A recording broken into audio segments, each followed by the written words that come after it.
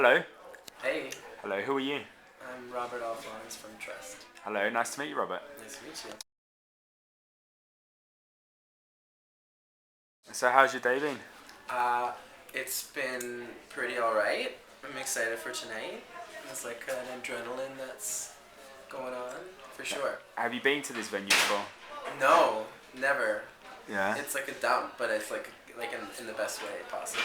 Yeah. Do you prefer to play clubs like this, or do you prefer like festivals? I mean, I like it all. I mean, I think playing like a big outdoor stage or whatever is also fun and a challenge in its own way. This feels like very on par. Yeah. Yeah, it's gonna be fun tonight. It's gonna be like a sweaty mess. They have like bags of like balls out there, like where they would like put them in a net and release them. Oh, okay. You're gonna use those for the live No, show? we're not allowed to, which is ridiculous. Apparently, because it's sold out, the capacity is too big to release a bunch of. Health and safety. I How old are you? don't know. That's boring. Okay. So, where'd you grow up? I grew up in Winnipeg, which is in like the prairies in Canada. And what age were you there until?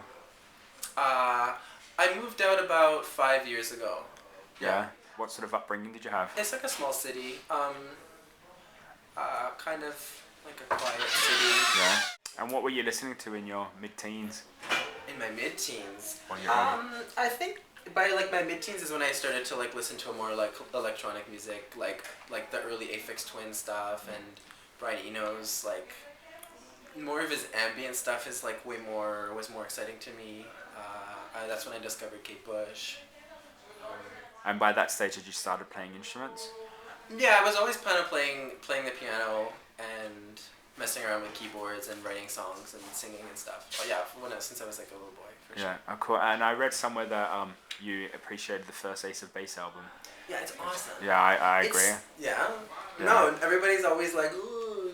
No, it holds up even to this day. It's like Yeah. really good, like dark, interesting, like pop music, and then at the same time there's like really silly elements of it. Yeah, I It's, like, fun. totally agree with that.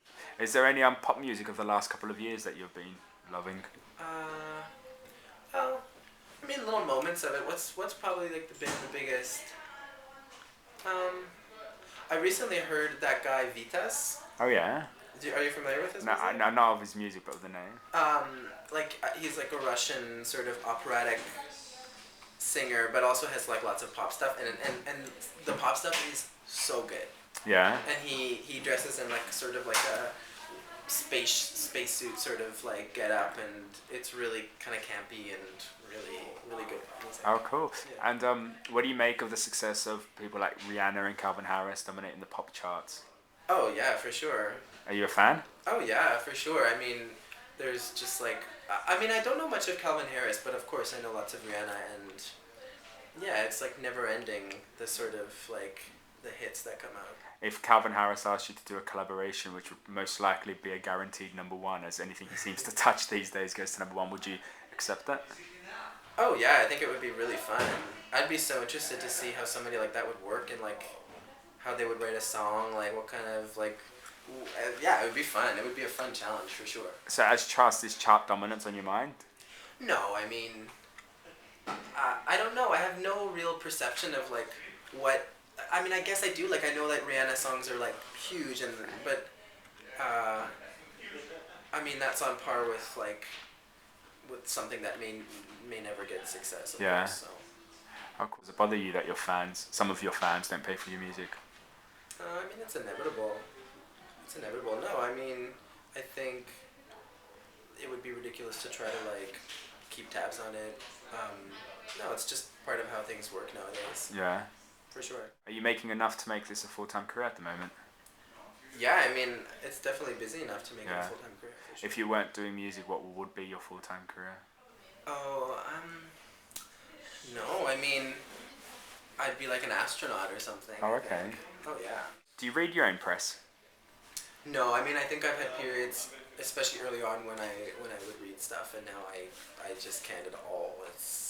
I'm like a sensitive person, and Yeah. it's too nerve-wracking, and it's not helpful, to be Yeah. honest.